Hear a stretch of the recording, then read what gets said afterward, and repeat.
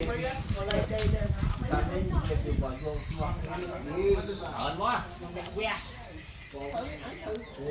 còn cuốn ăn con bao đâu đi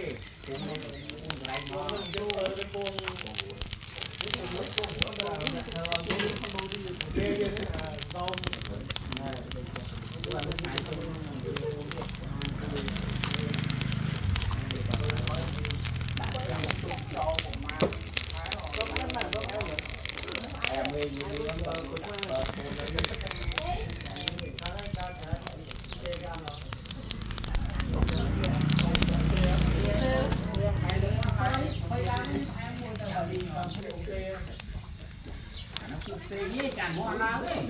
chẳng mua lắm đấy, nó nghe là phụ thế chứ,